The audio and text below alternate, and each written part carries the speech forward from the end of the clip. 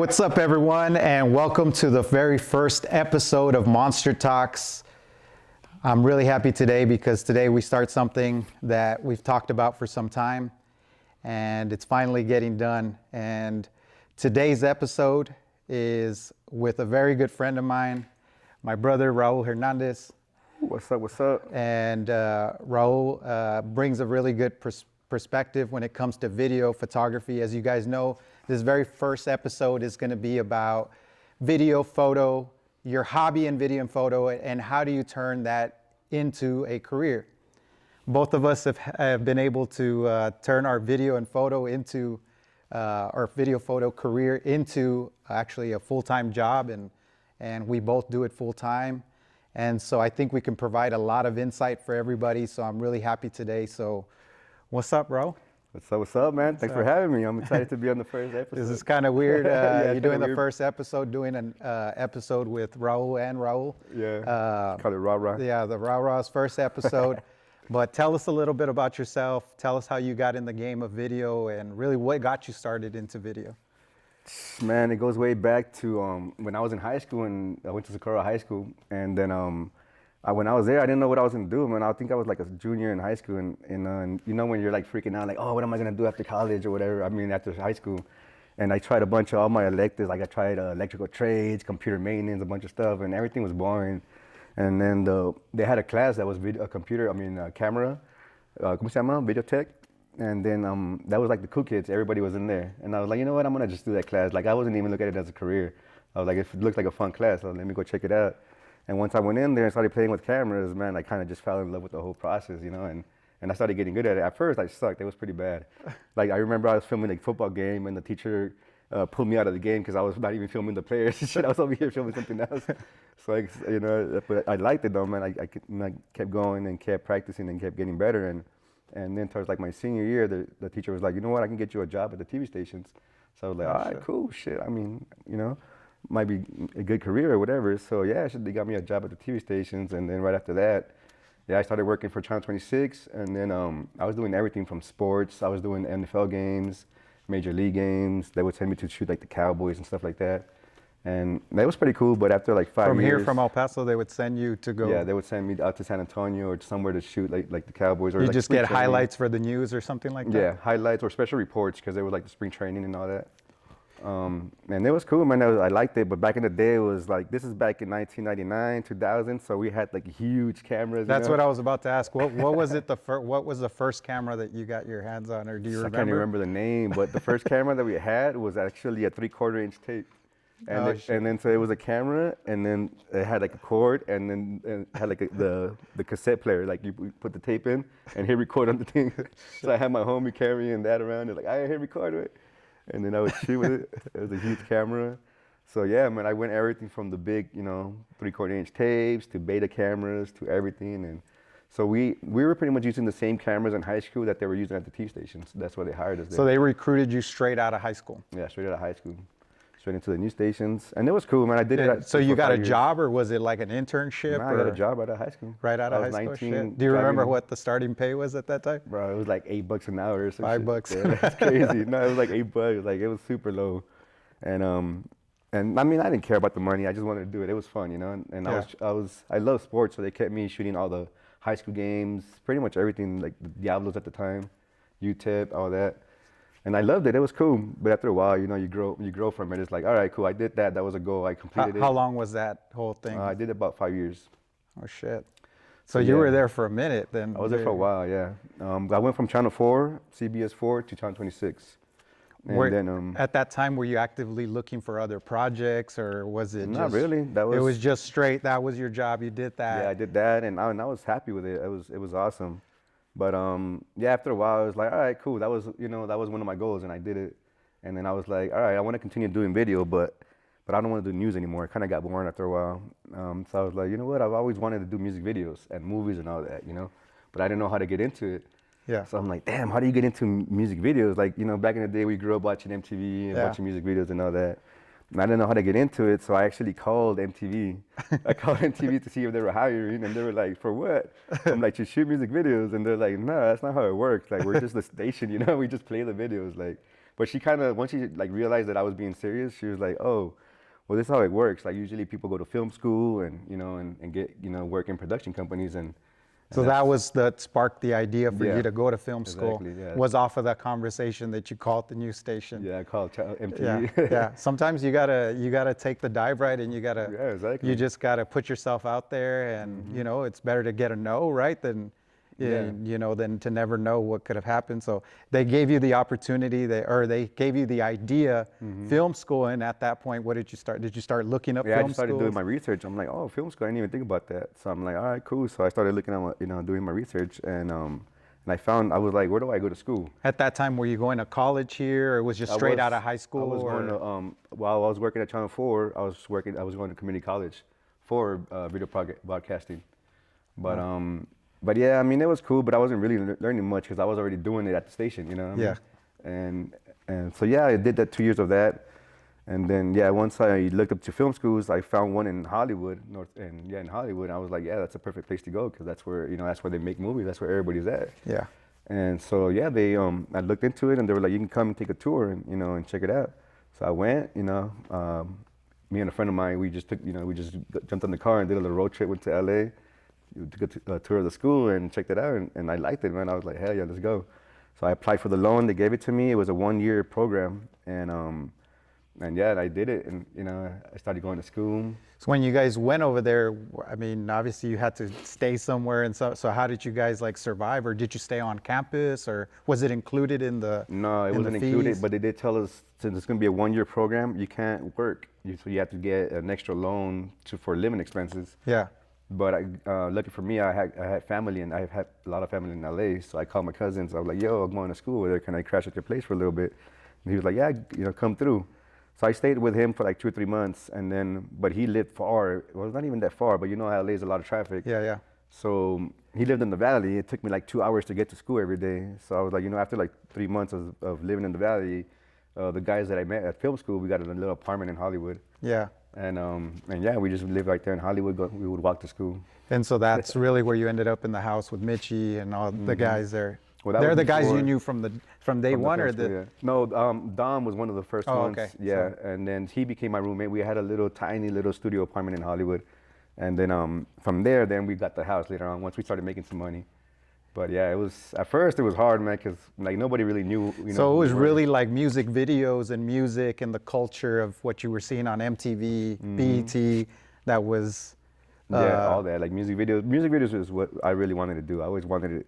Was there a particular music video that you were like, shit, man, that's what I want to do? I mean, of course, all the Biggie ones, you know, the Pac for sure, the Snoop ones, all those were like the videos that we grew up watching, and I was like, I want to do that. And yeah, that's what I pursued, man. And I what I went to was cinematography, which is like handling all the cameras and lighting. What is something like that like for somebody who's never experienced film school? Is it like a lot of classroom, like lecture, and then it's on like certain hours on hand, or like actually on set, or is it all on set, or is it? That one was cool because it depends on what school you go to. The one that I went to, since it was only a 1-year program, it was pretty much all hands-on. So we had a couple classrooms here and there, but that same day we would pick up a camera and go shoot. You know, like the first day of school, actually, we went. They have their own theater, and they explained to us what we were gonna do. And they're like, "There's a cameras, pick it up, go shoot something." So that was the first day of school. We went and shot it, and then we didn't even edit it. They were like, "Come back, and we're gonna watch it in the theater, just to see what you guys shot." Oh, nice. And so that was cool. You know, first day hands-on, and that's what I wanted. And was it like a bunch of controlled sets, or was it on location, or it's just they told you to go out to the street, or what was Yeah, it? just to go on the street and shoot, you know, whatever. Just shoot a bunch of stuff. They just wanted to see where we were at, you know, with the camera. So, and me, since I had did 5 years at the TV stations, you know, I already had my angles and, you know, stuff, and a couple of like cool shots that I did, and they were like, okay. And at this point, were DSLRs in the conversation, or it was just not even close. Yeah. I went to film school to learn how to shoot film. We were still doing film at the time. Yeah. This is back in 2005. Yeah. So I went and I learned film. Like we were learning Super 16 and Super 35 film. Shit. And it was cool that I got to learn it, but I graduated in 2006. By 2008, film camera was pretty much over with. You know what I mean? I had to transition into digital. That's crazy. And so how do you feel that transition was? It was pretty seamless? Or some, It wasn't seamless, man, because the first digital cameras that came out were tape. And that was not even HD. It was 480i. That was the resolution. Not even 720 or 1080. It was 480i. So the resolution was horrible. You know, and we were shooting a bunch of music videos with those cameras. Yeah, no, I think when we were looking back at your portfolio, looking at some of them that were still like on the square kind of, yeah. The 4.3 or whatever. Yeah. Yeah, you can see some of that. But that, if you look at some of the earliest music videos, some of them are shot that way. And yeah, I mean, it's a huge difference once DSLRs came into the picture. Yeah, it changed the whole game. It changed everything. People were just, you know, the gear was smaller, cheaper. You know, you can get out there. Yeah, that was a huge. So once I graduated film school, I started working for the rental houses, and then at the rental houses in Hollywood, what they are is you go and rent, because nobody really buys cameras. I mean, now they do, but at the time, cameras were expensive, you know, so you would have to go and rent it. And then that's when they introduced us to the DSLRs, and we were like, oh snap, what is this? And we did a couple tests, and we saw the quality of it. We're like, oh snap, and it's 1080, and they shoot slow motion. Like slow motion wasn't a thing back in the day, you know. This is all brand new to us, so it was a game changer. And with those cameras, those were the cameras that allowed us to work with these big artists. We started doing videos for Snoop Dogg, Ice Cube, all these big artists with these little cameras doing low budget videos. Yeah. This is the time when they were doing $500,000 videos, you know, $1 million videos. Yeah. And we came in, we're like, oh, we can do it for 10,000 or whatever with this little DSLR. And we changed the whole game in Hollywood with those cameras, because we were the first ones doing that. Yeah. Because we worked at the rental house and we had access to these cameras, and we started shooting videos for everybody. And yeah, before you know it, like we were already working for this company called Ski TV, and they had the connections, DJ Ski had the connections with all these big artists, and we just started shooting videos for everybody. Like I've done videos for everybody from Chris Brown to Snoop Dogg to Pitbull, everybody, you know, and a lot of it started with the DSLRs. And then after that, they came out with the red cameras, which is, you know, an upgrade. They shoot 4K, 6K, 8K. But yeah, I mean, we were able to do the video for low with these cameras. What was the first big video, like major artist that you shot, and what do you remember about that shoot? The first one was actually for Snoop Dogg, and that was when I met this director. That's pretty big, just to go from nothing to Snoop Dogg. Yeah, I went from shooting a bunch of videos for local artists in LA to Snoop. Like, if I met this director, Matt Alonzo, and he was like, yo, he had just graduated film school too. Like, we graduated around the same time, and he was like, I'm a director, but I need a team, you know, I need a crew. He's like, I see you guys are, you know, you're grinding. I had already shot like 50 videos for like almost for free or super cheap just to kind of build my resume. Yeah. And he was like, I want to work with you guys. He's like, I'll be in LA, whatever, next week. And you know, people are always hitting you up and like, hey, let's do this and that. And I was like, yeah, whatever. I didn't really pay attention to him. But yeah, man, the next week came and he hit me up and he's like, yeah, I'm in here in Hollywood, man. Are you available to shoot this video? I'm like, yeah, sure, whatever. He's like, I'm right here and down the street in Hollywood from the rental house that I was working at. And then so I was like, he's like, can you come through? So I was like, yeah, let's go. And I went. I told my boy Don was working with me. I'm like, yo, let's go shoot this video. We didn't even know who it was for. We just grabbed a couple cameras, some lights, and we went. We was like 5 minutes away. We drove to the studio, and we show up, and Snoop was there, just sitting on the couch, just chilling. What was that like? Like walking in, you walk in and you see Snoop Dogg, and you're like, oh shit, like. Yeah, it's Snoop Dogg. Yeah, Snoop Dogg just chilling there, smoking the blunt. I was like, oh shit, what's up, Snoop? Like, it was a trip, because I went from, you know, shooting a bunch of nobodies to And Snoop. what video was that? It was Bounce Rock Skate or something like that. I think it's on YouTube, but it's not even finished. Oh yeah. And the reason we didn't finish it, because it was Snoop, DJ Quick, and Corrupt kept getting drunk. Oh, he couldn't finish. He couldn't remember his lines, so we never finished the video, because he would go perform and then he would just like he would forget his lyrics. So we but it's out there. It's somewhere out there. Yeah, I'm gonna look that one up. That's definitely one to look up, to check out. So your transition, once you started doing a lot of these music videos and you're starting to pick up stuff. You know, what on average are you doing, like in a month, in a year? How many videos are you guys shooting? Man, when I was in LA, we were filming, no lie, man, from like 80 to 100 videos. Like before I left LA, I had already shot over 500 videos. Yeah. We were shooting a gang of videos, man. We were shooting 3 to 5 videos a week. Yeah. Sometimes I would do 3 videos or 4 videos in the weekend. Like, it was crazy. Shit. That's how much work we were getting, because everybody else was big directors and they were charging hundreds of thousands of dollars for videos. we didn't know, man. We were fresh out of film school. We were hungry, you know. Yeah. And so, yeah, we were doing them for cheap, and we were just grinding. We were just. How important do you think it is for people that are barely getting into the game to understand that, like to be hungry, to be able to wheel and deal? Like, what would be your advice to somebody just getting started out? Come out, charge hard, or how do they set up for you to start making money? Like, how do you start charging people for your services? I mean, first, what you got to do is you gotta be willing to work, man. Put in the work, you know, grind it out. Because nowadays everybody wants that quick buck, and now I tell them, like, 'cause I get kids hitting me up all the time on social media, like, yo, how can I get into this? How can I do videos? How can I make money? I'm like, first you gotta build your portfolio. You know what I mean? Like, how are you gonna get a job, or how are you gonna get paid if you don't have anything to show? You know? Yeah. So build your portfolio. Try to shoot as much as you can on your own. You know, whatever. If you want to get into music videos, shoot a bunch of videos for local artists.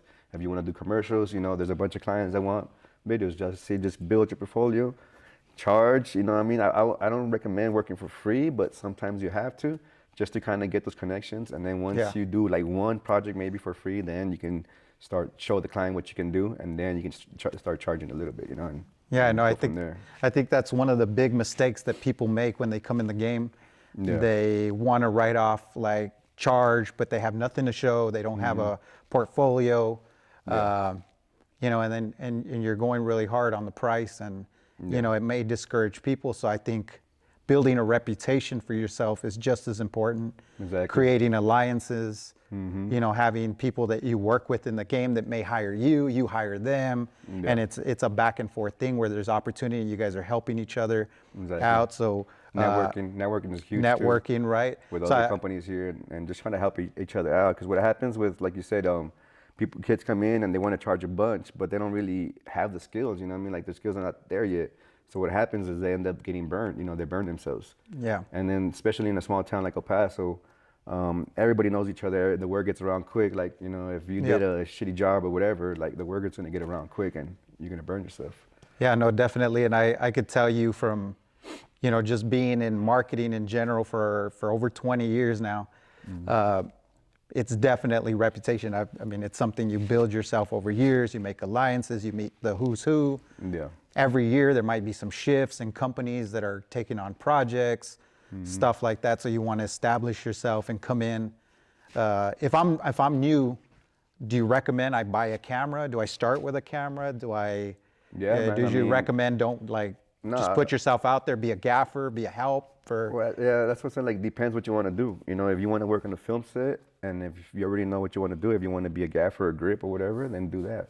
But nowadays, can you explain a little bit what a gaffer does and what a grip does for just some of the people that may not? So on the film set, you have a whole crew. It's not just a camera guy. You know, you have the cinematographer, which is a director of photography. That's what I do, and he's in charge of the lighting crew and the camera crew. And then I have my right-hand guy as a gaffer. He's the one that handles the lighting crew. So what I do is when I show up to a set, I tell my gaffer, this is the look that we're going for. This is what we want to do. So he pretty much takes charge, and he goes and does all the lighting with the lighting crew. And then I go to my camera crew. In the camera crew, you have the DP, the camera operator, and then you have first AC and second AC. And those are the camera assistants. They're the ones that build the camera, change lenses, do focus, all that. So yeah, that's pretty much, that's like the bare minimum, you know. There's a whole other list of crew members, but yeah, gaffers and grips handle lighting, grip and lighting.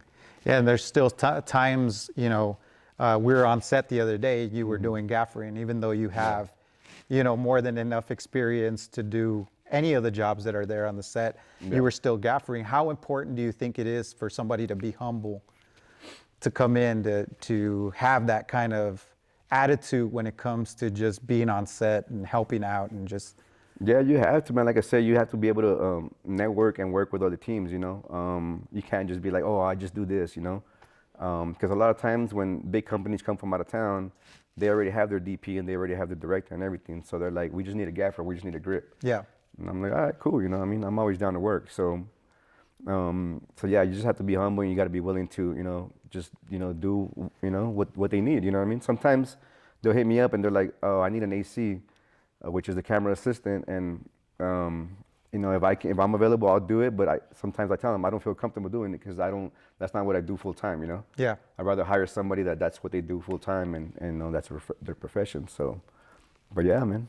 That's one of the feedback that I get a lot from you when I talk to people. They say, man, he's so humble. Like, he knows, like, this is probably one of the dudes. And I tell people all the time that you probably got one of the biggest resumes out of anybody in this town.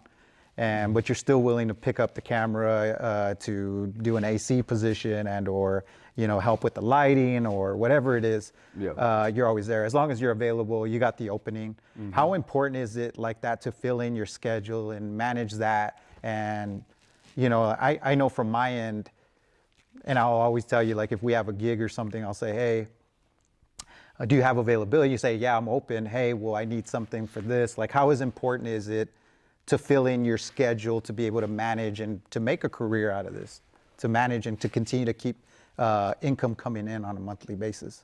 I mean, yeah, it's important because you have to, you have to keep your schedule busy, because if not, if you try to just be selective with gigs, you're not going to stay as busy, you know what I mean? If I just said, oh, I'm just going to DP, I'll probably do like one gig a month or something. Yeah. So yeah, you have to be able to, it's important to, be open to, other positions or whatever, just so you can stay busy, man. Because as a freelancer, even though I have my company, I also work as a freelancer. So I don't not only shoot for Ravisuals, like I said, I work with you guys.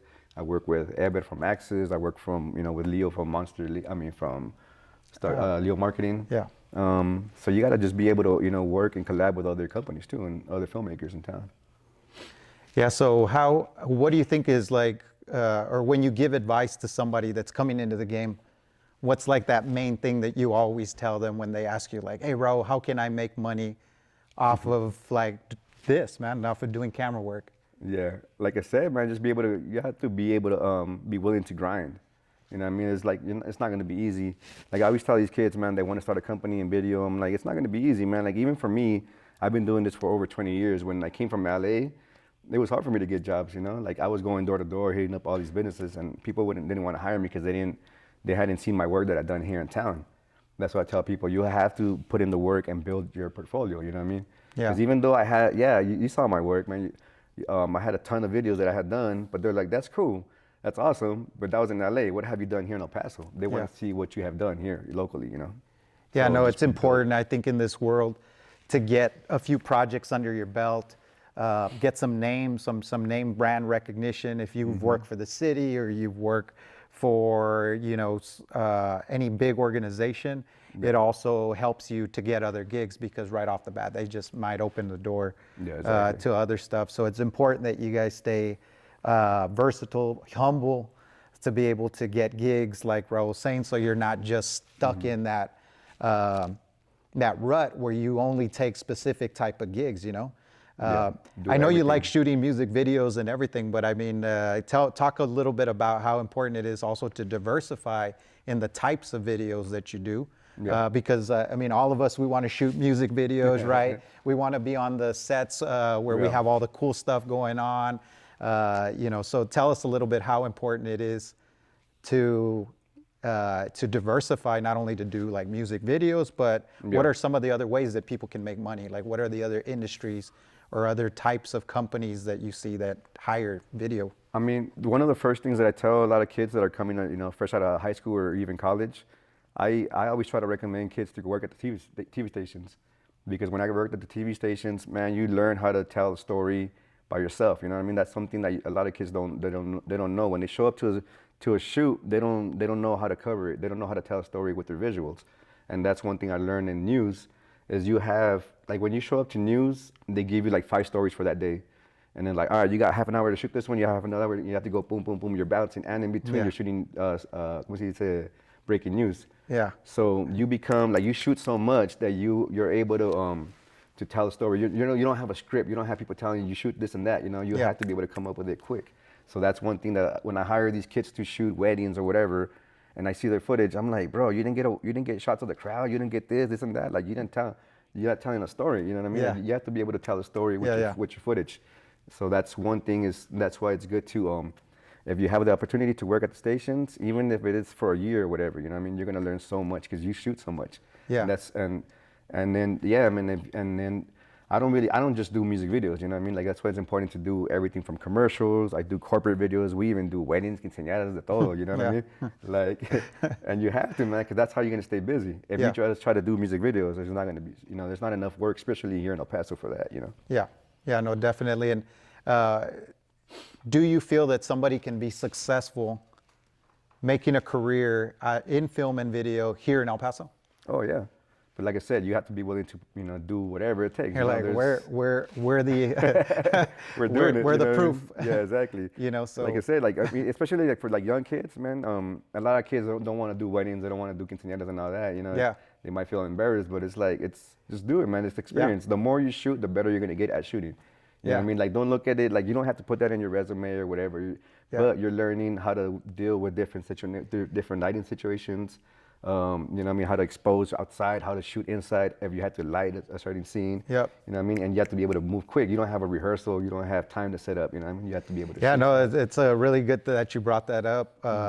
Like 2 weeks ago, Devin and I were shooting a quinceañera, but I still nerd out, man. I zone out in my thing, and before you know it, the day's over. But we create something amazing, and people know, and people will take note if you're passionate about what you're doing. People can tell. Like if you're really about it or if you're just here to make a buck or something like that. Yeah, exactly. The other thing that I think is really good that you do, man, that I've learned from you too, is like interacting with people, making people feel comfortable. Because I think that's an art that people don't really talk about when you do film or shoot video.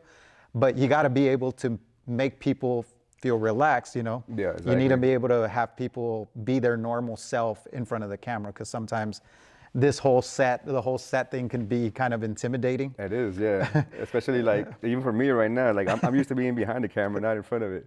So as soon as I sat down, I was like, oh, this and that. So it's important to... This is a little bit different because Raul and I usually are behind the camera and we're putting mics on other people. And today putting the mics on us is a little bit outside of our normal doing, our normal kind of stuff. So this is a little bit different for us, but how did you develop that craft to talk to people, to make people feel comfortable with you?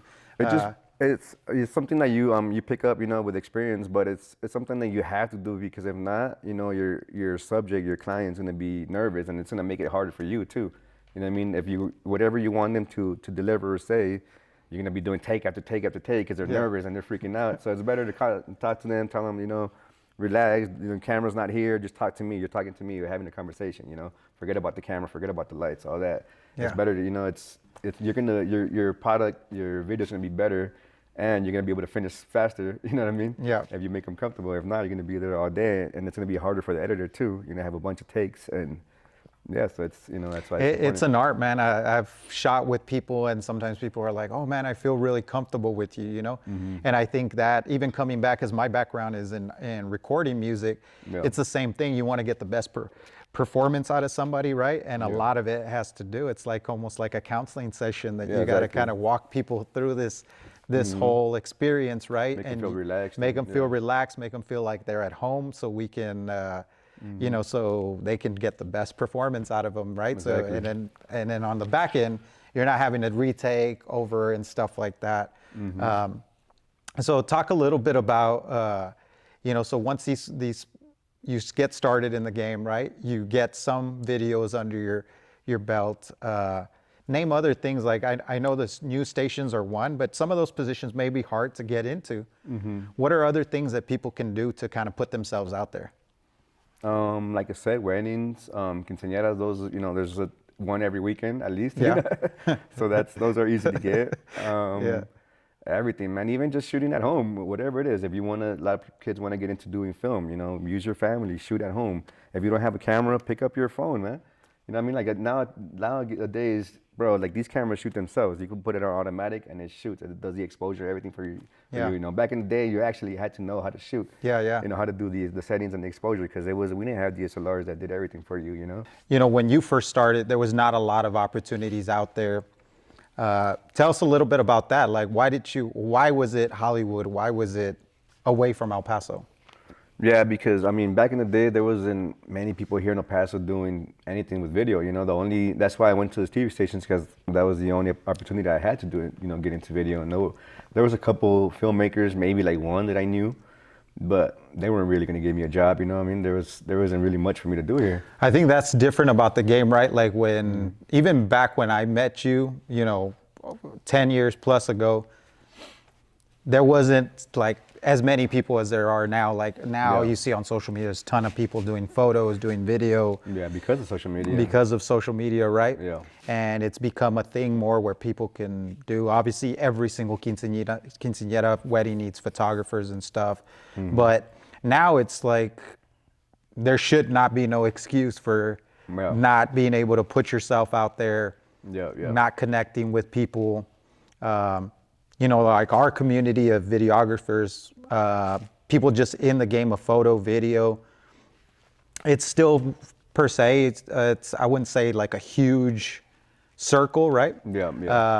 Because pretty much if you guys get the call, we're involved, or if we get the call, you're involved, or Abbott or one of these other guys, So what are like some quick ways that people can get noticed, or what are things that you look for in interns when you're looking to bring somebody in, like as an intern? I just look at I'm not really looking at their quality of the video, because I know they don't have that much experience, but I want to see how hungry they are. You know what I mean? Like I was telling Devin's one behind the camera here. I go to high schools to talk. I go to UTEP and MSU, and I go talk to the kids at school. And when I go, he was there, man. He saw at the end of the class, I'm like, all right, cool. I'm always looking for interns. Who's interested? And everybody raised their hand, like, oh yeah, we're down. We want to do this and that. We want to help out. I'm like, cool. This is my email. Email me your info and let me know. You know what I mean? And I'll bring you in. And like 30 people in the class, Devin was the only one that messaged me. Yeah, that's amazing, right? Like everybody's super hyped, super excited during the times that you're shooting and you're doing the class, right? But then after, nobody follows up, right? Yeah. So the guy that he's talking about, Devin, he's actually behind the camera. He's part of our video team. He's part of our video team, and Devin came in as an intern at one of Raul's seminars, and now he works full time at MonsterLink. He also does his own stuff, so check him out, guys. You guys will be meeting. We'll be doing a podcast with Devin so he can share his experience, because I think for you guys that are like really serious about turning this into a career and actually doing something with it, start making money, I think you guys can learn a lot from Devin's experience. So it really doesn't matter, like Raul was saying, he's not really per se looking at your skills, but more your attitude, what you bring as far as like your enthusiasm to the game, to the, whenever you're coming to shoots, do you follow up? Are you hungry? Because more than anything, I think that's key when it comes to putting yourself out there in this world is, do you come through? There's so many talented people that, we know that could probably, be booked every single day because they're so talented, but people will not hire them after the first time, after they let people down, or you're an attitude, you're bad, you give people a hard time, you're not easy to work with. Those are first things that you're looking for. So if you're looking to get in the game, that's really the mentality, and what you bring to the table is what's important, rather than the camera that you bring. Like Raul says, a resume is important and it does help. It seals the deal, right? But I'm always looking for hungry people that are looking to grow and that we can see growth in.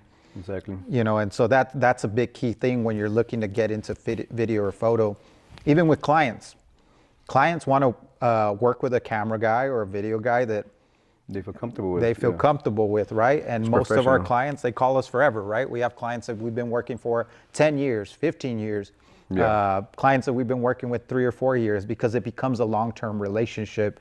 Once people find somebody who does a good job at it, they're probably going to stick with it. It's almost like a doctor. So that's really important that, you show up in that attitude, you have that energy. People can feel your energy, So when you show up to gigs and stuff like that, make sure that you're coming with the right attitude. Even if you're just a gaffer or you're in the background, I always tell people, like, you're not silent in that whole space, man. Like, you're at a shoot. Don't just sit there when you're in the back and and look around, twiddle your thumbs. You know, you can stand out, pick up the camera, do some BTS, which is behind the scenes footage, do some pictures for people and say, hey man, I took some pictures, here's some pictures.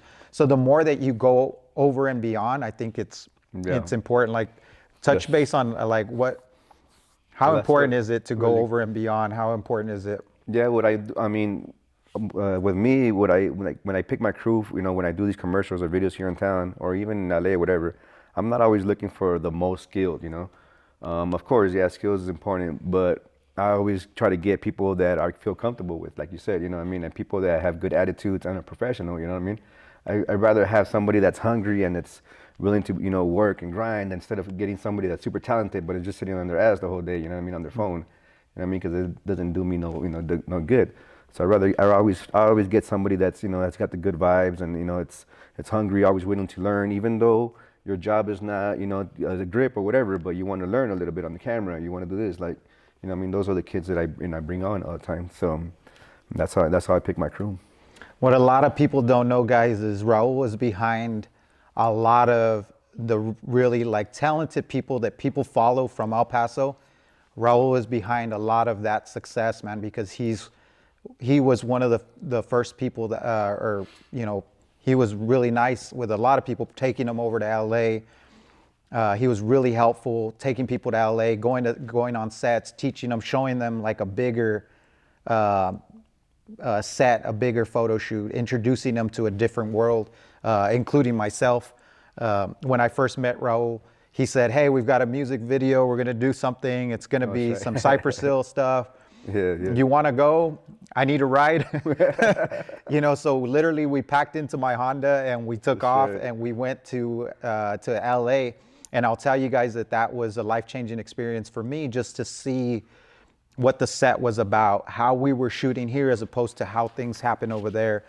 But he is one of the, like if you go and ask some of the people that are here in El Paso, like his name is probably gonna pop up because he was behind a lot of that success. So the reason I tell you guys that is because as you come to intern, if you attend one of his seminars, you may be that next person, you know, so it's always important, man. Show up with your A game, show up with a good attitude. You don't know who you're going to meet.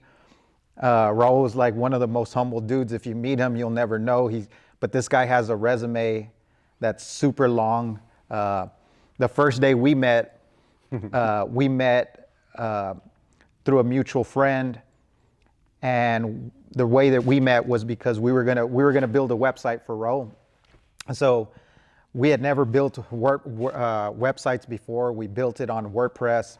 This was when WordPress first came out. It was new.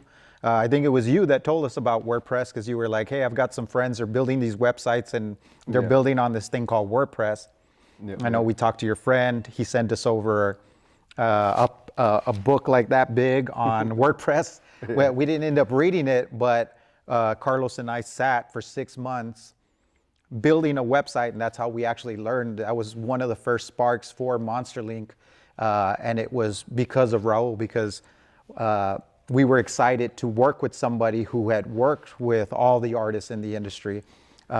And when we started working with him, he had videos, and we knew he had done some videos, but we were putting together his portfolio. And this guy just kept on throwing videos on me over and over and over. Like literally by the time we were building the website, I think we had something like 100 videos that he had sent over to us. And I literally had to tell him like, okay, we got the point. We got the point. We know remember that conversation too. We know we've got enough stuff, man. I was like, damn, I want to post this one too. Hey, here's another one. Here's another one. He's like, hey, I got this one with Ice Cube. And really what I realized through that whole time is that a lot of the videos you did really were what we grew up on. It changed the generation, man. If you go back and see some of the videos that you've done and do your research on Raul, you'll know that he did a lot of the videos through that period of time that changed. Even, you know, just like even like the early Soulja Boy videos. It was really the game was changing at that point, right? Yeah. I mean, now that I look back and I trip out, I'm like, damn, I can't believe so much time passed. Because before it was like new, you know? It was like, oh, I just shot this video for Soulja Boy. It's called Turn My Swag On. it, turn my swag on. Took a look in the mirror, said what's up. I also did the You a Jerk. You're a jerk. I know. You're a jerk. I know. You're a jerk. I know. You're a jerk. You a Jerk. You're a I did jerk. that one. I did the Fly Like a G6. Like a G6, like a G6. Now I'm feeling so fly, like a G6. G6. I done so many, man. But yeah, it was game changing. And those are the videos that I shot with the DSLRs, man. And Yeah. those were big artists, but since we were young, you know, fresh out of film school in Hollywood, we were like, yeah, we'll do them for 10 grand, whatever. You know what I mean? That could have been easily a $100,000 video. And that sparked that motivation here, man. I honestly think that if you wouldn't have come back to El Paso, maybe we wouldn't have had that same push, because even though we were pushing in the music industry and we were trying to do our thing, like, I think you accelerated that because we had some motivation, because there was somebody that we can relate to, that we can say like, shit, we can do that too. Like, there's a broader world out there for us to go out there to do that. So having you do that had an impact on us, and really was a lot of the early spark to MonsterLink. I mean, this is what really started some of the first ideas, because we were like, shit, well, Raul's there. That's a connect. That's a bridge to us from El Paso to get out there to LA and to learn some of the stuff. And then after you started taking a lot of the people from El Paso, taking me, taking Chris, taking Danny, taking AB, taking everybody, right? And that's one of the reasons, man. I started doing that because when I started, nobody helped me out. You know, like we had to grind from the bottom. Like I said, I did hundreds of videos for these no-name artists, and I just kind of got the opportunity finally to get up there. But, you know, now I'm like, I want to help people, you know, I want to give these opportunities, you know, and because even just taking guys on set, you guys seeing the behind the scenes, you know, I see how it sparks that, that whatever, the fire and gets you guys going, you know what I mean? That's why I'm always trying to help out, even if it's not here, you know, I mean, in LA, it's here in El Paso, you know, I'm always trying to bring in kids to set, even if it's just to PA or intern, because that, just coming into set and seeing, just having that opportunity to see like behind the scenes, it does help, man. That's why I always try to go to high schools to talk to the kids or college or whatever and tell them, you know, like I did it, man. I grew up here in Socorro in El Barrio, you know what I mean? Like I grew up, I was in Keys Academy when I was in 7th grade, you know what I mean? I was just the regular kid, you know, from a small town that made it all the way to Hollywood. And that's because, you know, we just, you know, pursued that dream. And, you know, if I can do it, you know what I mean? Yeah, and I can tell you guys, like, that first day that I went, man, I was just in heaven the whole day. I think we even got to blow up a car. We threw Molotov cocktails in a car. They flipped a cop car. It was a cop car. We flipped the car over. I was just help, man. I was moving lights. I was doing all this shit, but I was so hungry that I remember it was Matt. I had a camera in my hand. And he said, hey, you go over there and I want you to shoot shadows this way, right? Yeah. So this goes to show, guys, that even though it was my first time on a set, I think Matt ended up using that shadow shot in the actual video. He actually used that shot in the video, but that goes to show that I was just there helping. I was here to help him and carry around his gear and whatever he needed to do, right? But if you're ready and you're there, you might get an opportunity, man. And that inspired me to like, shit, I can do more. Like, you know, that might help. Like, I need to get deeper into this camera stuff. And though I've always done a lot of stuff, that was a spark too and motivation. All those periods and little times, I can see them looking back as things that helped me to push myself more deeper into the game, into what I was doing. So, yeah, like even like I said, I don't think we would have gotten, even as a city, because now when you look at El Paso, our visuals, our art, our film and video are a lot better than a lot of cities. And why? It's because I think you came back and you started sparking that in a lot of young dudes that were hungry, that were already creative. Because even when we first met, you were helping, I don't know if you remember the first project you worked on with Toby and Daniel.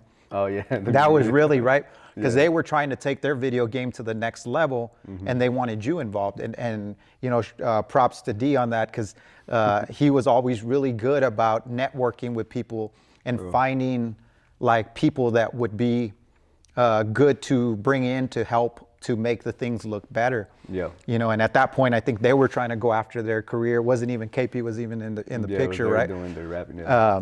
the one that brought me in was Getaway, because he went to high school with me. Oh, with Adam. Yeah, with Adam. Yeah. Shouts out to Adam. So Shout out to Adam, Diaz, and everybody. What's up? Yep. It's funny. I'm laughing because I just saw the behind the scenes of that video, and it's hilarious because I come out on that shit. Yeah.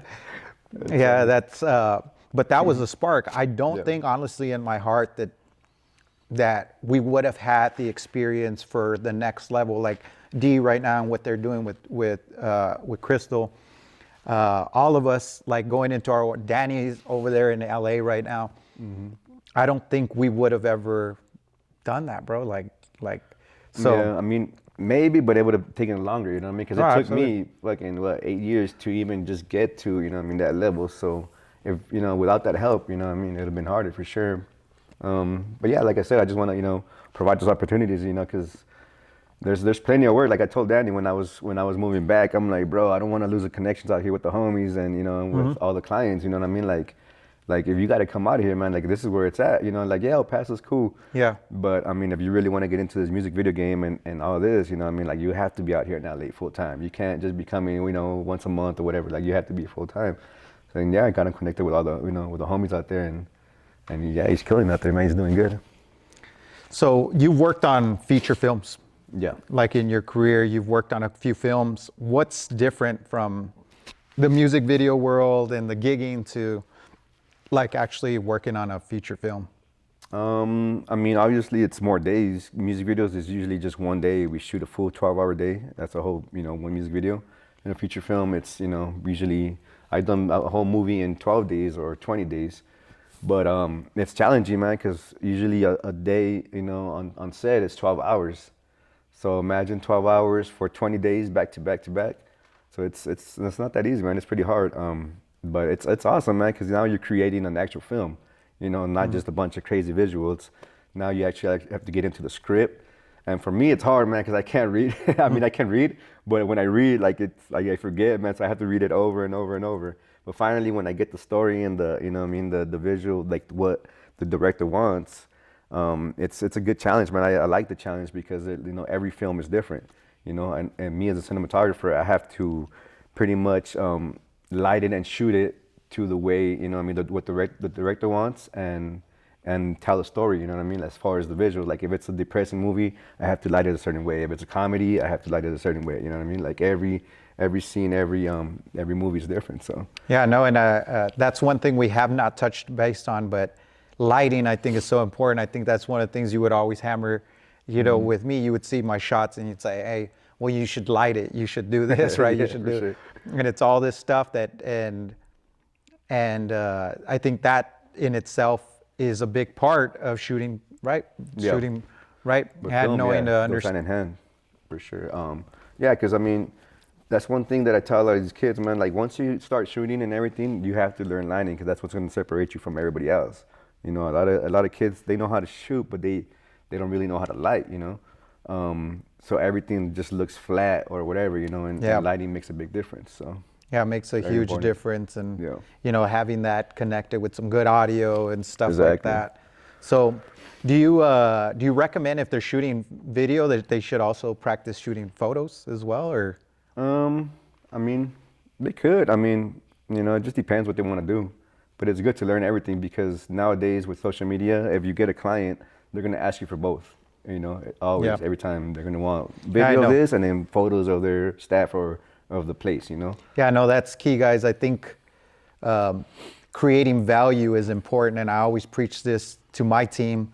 You know, create more value. You know, if you can shoot video and photo, like Raul says, now you just took two people's jobs, and now you can charge more because now you're able to just do the photo and video for them. So that's why that's important. And so I always recommend build value, learn more stuff, continue evolving. I mean, even to this day, 20 years in, I'm still learning, man. I'm still a student.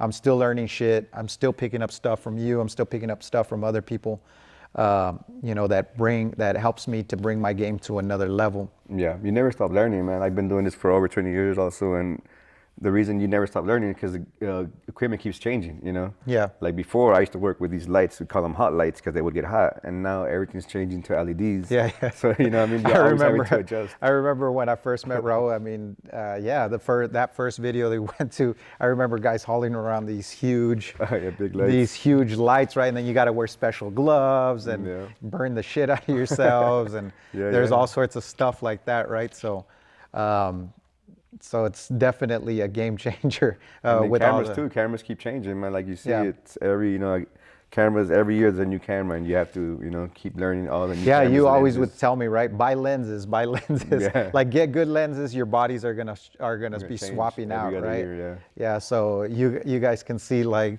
we've got some G Master lenses here. It's because of Raul. You know, he's always preached to me.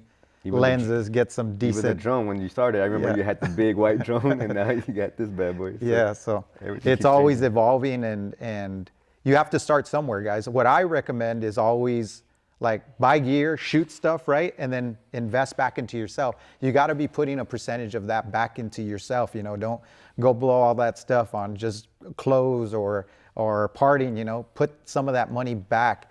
How important is that for you? I know you own a shitload of gear. You got a whole rental house by yourself. Like, how important is that? How important has that been to the success of your career? It's important, man, because I mean, I need the gear for work anyways. So instead of me renting, I just buy little by little, and over the years, every year I try to buy, another light or another lens and this and that. And it's important because now when they call me for a job, every job is different. I don't always use the same lights or same cameras or same light. You know what I mean? I always see you different. Experimenting too. Yeah, just trying different shit out. So it's very important to have different gear and to learn, to use all this different gear, because you never know. Every job is different. And with the gear that you currently have, like, how many cameras would you say that you currently own? Cameras, not many, man. Just like 5, maybe. Lenses, probably like 20. Lights, I don't even know, man. I have a whole van of lights and stands and everything. And like I said, I mean, like my older lights, I started selling them, and now I'm buying all LEDs, and switching it up. So you're always learning, always trying, and you got to keep up with the new technology. Yeah, no, definitely. It's crazy, right? You buy something, you're all excited about it. I remember, like, maybe 10 years ago, maybe like 12 years ago, I bought a Canon 5D. It was 5D, like when they first came out. I spent $5,000. It was. That's actually the camera that I shot the Fly Like a Jesus video. Oh yeah, the Canon. That was a 5D Mark II. Yeah, I remember you talking about it and telling me about it. Like, that's the video. That's the stuff. Yeah, and some of the, like, even the camera tricks, man. There's so much. Like, it's not just about the camera. Like, even the way that these guys, like, shake the cameras, or there's motion, or the filters, or like the coordinating lights in the background with people moving lights. Like, it's just a lot of really cool stuff that you can do, guys. So I always recommend just get creative with it, experiment, try different things, and you're probably going to land on something. Maybe create your own trend, maybe create your own lane in what you're doing. So I think that's really important. Name some other things, like, for somebody that's coming up. They're watching this video, right? They're getting hyped up. They want to get involved in video. What are some things that people here in El Paso can do? Like, what are some resources, or do you recommend them? Like, I always tell people, because I know you probably get the same thing. I get a lot of people that reach out to me and say, hey man, well, can you come help me do this video? And it's always just with the handout before you even provide any value. So how important is that? Like, how would you approach, and what people catch your attention when they approach you? I mean, like I said earlier, just their attitude, and they're hungry. Like, we're always looking for interns, like, you're looking for interns, I'm always looking for interns. All the companies out here are looking for interns, and you got to just come, be willing to work, man, be able to grind, and not just be like too picky or whatever, like, oh, I don't do that, or I don't do this. Like, you have to be willing to come out and do, if you have to clean, sweep the studio or whatever, you have to be able to do, be down to do whatever. Be flexible with your time, guys. Sometimes you're on set all day. The video, we went out to LA, I think it was like a 24-hour shoot. We stayed there literally all night, spent the night. And by the time in the morning, the director already had a cut, So That's the level of hustle. I think that's one of the things that we've tried to change, right? As far as turnaround time and what people expect, because sometimes people shoot a video and they take like a month to get you back a cut. For the kids that are starting, man, like I said, I would also suggest interning. Interning for all these production companies. Like I said, we're always looking for interns. There's Leo Marketing, there's Axis. I would suggest try to go intern. That way you learn, from these guys, people that have more experience. You get to see how they work. It's always good to see how they work with the clients, how they work with, with everything, their setups, their cameras, their lighting. Yeah. You pick all that up. And then on the side, on the weekends, then you can do your own little projects and, use whatever gear you have. That's what I tell Devin, right, Devin? Yeah. Yeah, because like now, everybody wants to start, the company right away, but they don't really know how it works, how it is working with clients and all that. That's why I always suggest go out, man, go work, go work for, even if it's just for the summer, intern with. And in addition to doing that, guys, like by doing that, you're going to be building your portfolio.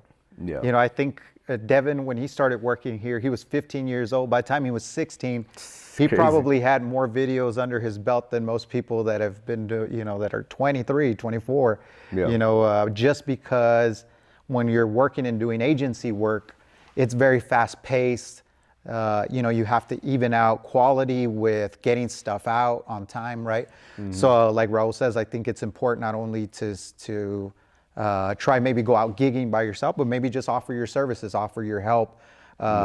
I think we're trying to be that change in the game, right? Where we offer that bridge for people, where we're open, and I know Ebert is always open for stuff like that. And these guys that also own their own companies that do stuff, we're always looking for good talent. So I think that's important to put yourself out there, to be open-minded, and go intern, man. You might come back with a whole portfolio, man. So, and especially if you work with us, like we're big on that, where we're not going to be like, oh, well, that's our work, you can't show it. Like, don't ever work with anybody that's trying to hold you down, man. I recommend work with people that are trying to empower you. It should be a mutual relationship. You're providing value, they're providing value back to you. Exactly. And that's how it is. That's how Raul and I have stayed friends for a very long time, because we provide value back to each other and we try to help each other out any way we go. And if you're in this industry, you're going to meet other peers that are in this industry, and they'll help you as well to further your career. So get those friends, get those alliances, and that's how it's going to be. It's going to make it easier for you. Yeah, plus you're going to learn so much, man, just being on set, behind the scenes, man. Like, there's so many kids that I take on set from, UTEP or NMSU, and they're like, after the shoot, they're like, man, thanks for the opportunity, man. I learned more on one day on set with you than I did a whole year in college, you know what I mean? Yeah. Because you get your hands on. We get that a lot. I mean? We get that a lot, yeah, definitely. Hands on, you I think the other thing too that I stress out a lot is the relationships. Yeah. So you get to meet people, right? You might come and you make that, they see your face, man. So then they see you down the line 3-4 years, they're going to say, oh yeah, I remember Devin. I remember Raul. He did a great job. So you're always on the job, guys. Like, don't ever think, that I'm just a gaffer. Nobody really cares. So I'm just gonna slouch it back here. Yeah. You're on the job, man, and people are paying attention, even though you don't think they are. People are paying attention. I've gotten job opportunities where I met somebody 5 years ago and I wasn't even pitching or anything, and 5 years later, that's in my background. I work for iHeartMedia, and that was the way that I got that opportunity. Yeah. The director was actually a salesperson, had come to my place of business where I used to work at. I gave him a spiel because I would lecture people on SEO and marketing and stuff like that. Well, he remembered me. So when he got the position for director, and they needed a marketing person or a digital marketing person, he thought of me. So you're always on the job. So don't think that relationship or that interaction with that person 5 years ago may not impact a future decision of somebody for you to get in the game. So I think from here I want to segment and let everyone know, since this is the first episode, we're really excited about it. I want to tell everybody that we're going to be offering up one internship position, and this is a paid internship position that we're going to offer at MonsterLink. off of this opportunity, off of this video. We're going to offer an internship position, a paid position, to one lucky person out there that is looking to get in the game, all right? This may be your opportunity to get your foot in the door, and Raul is a very close friend of mine, and you will be working with him at times. You'll be working on stuff with us. So we want to urge everybody that if you're watching this and you are encouraged or you have aspirations to get into the video game or into the photo game, that you stay tuned. We're going to put up a post after this video, and you're going to be able to see it on Instagram and on TikTok. And we're going to share it for everybody and give you the details of how you can enter that. So we're giving out opportunities, man. Dope. You know, so I'm really excited about it. I know you're passionate about helping people. We're passionate about helping people and passing that torch along to other people. So we're going to do that. So stay tuned to that. And if you're listening to this, then you're probably going to have that opportunity. We'll give you guys enough time. We'll probably do like a 2 to 3 week window for you to submit. We're going to ask you to submit a short 2-minute video, a video of yourself explaining or telling us why you should be considered for the position. And we're going to choose one person, and then we'll follow them along that journey. And then maybe we can look back a few years from now and record an episode with that person. Dope. And we can look back at this. That's pretty dope. Hell yeah. Yeah. That's So awesome. it's going to be a good opportunity. So like Raul says, he had to go to the Hollywood School of Film just to get his foot in the door because there was no opportunities here. Yeah. But here we are, fast forward, we're here creating opportunities for the next generation of people. And so I'm excited about it. I think it's going to be a really cool opportunity for somebody. And so, yeah. Yep. And really quick before we leave, just for all the kids, man, everybody that's watching, like I said, man, to get started in video, you don't have to have a fancy camera or expensive, equipment. Just pick up your phone and start shooting. That's all it is. Like nowadays, you don't have no excuse to not shoot. Yeah. Like now you can, I see my wife watching people on TikTok live, and they just go live on their phone. Yep. And that's how you start. You can create content with your phone, with your iPad, whatever. It is, and that's all it is. Just shoot, and edit. And that's how you build your portfolio and you get better at shooting. Yeah, man. Well, I can talk to you all day about video. We always do. We sit and talk, and we try to pack as much stuff as this. I think we've already gone over the hour mark, right, Devin? Yeah. We're over the sure. hour mark. But I can sit and talk to you all day, man. I want to let you know that I'm very thankful for all that you've helped me, helped all of MonsterLink, because really, like I said, you're one of the reasons why we took off and we did what we did. But just on behalf of everybody, man, thank you. And I think, we still got a lot more to do. I know you and I have been talking about doing this thing for almost fucking 10 years now. For sure. So I'm glad that we're able to do it, man. I hope that we can sit down again. We'll do that. And I'm sure that you're going to be helping out. So you guys know, Raul's going to be doing his own videos too, guys. And he's going to be explaining and going in depth on lighting and stuff like that. So if you guys are all about the video, all about the photo, make sure you go follow his Instagram page. Follow his both personal page and his Ravisual page, and make sure that you give him a follow, give him a like, send us a message, man. Let us know what you guys think. Do you want to see more of this content? Follow MonsterLink on Instagram and on Facebook and on TikTok. Let us know what you think. Let us know if you want to see more of this content, man, because we're doing it all for you. We're taking time out of our day to try to pass on this stuff for you guys. We want it to be valuable. We're both passionate about El Paso. When Raul and I first sat down to actually talk about these kind of ideas about creating a company out of what we were doing, because we were actually the third person, right? That we'd get hired by somebody else.